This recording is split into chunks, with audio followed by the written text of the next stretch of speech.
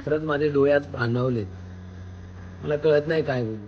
काल कामावर गेल्यानंतर एका लेबरवर मी प्रचंड कळतो. खूप काय बोललो त्याला. कारण सकाळपासून त्याचं कामात मन लागत नव्हतं. त्याच्याकडून चुकाही सुद्धा झाल्या होत्या. त्या चुकांमुळे कंपनीचे नुकसानी सुद्धा झाले होते. त्यानंतर आम्ही डायरेक्ट कॅन्टीनमध्ये भेटलो. कॅन्टीनमध्ये तो माझा जेवणाचा बिल पे करत होता. त्याला बोललो, अरे बाबा बिल वगैरे पे नको करू. पाहिजे तर आपण सोबत जेवायला बसू. आम्ही सोबत जेवायला बसलो. त्याला बोललो की काय रे बाबा एवढा का हसतोय? तर तो मला बोला की साहब मैं बाप बन गया. अभी जस्ट मुझे 1-2 मिनट पहले ही पता चला है. सुबह से पूरा दिमाग मेरा खराब था. त्याच्या चेहऱ्यावरचा आनंद बघ. मला असं वाटत होतं की मी बाप झालो. कारण माझ्या चेहऱ्यावर सुद्धा त्यापेक्षा दुप्पट आनंद होता.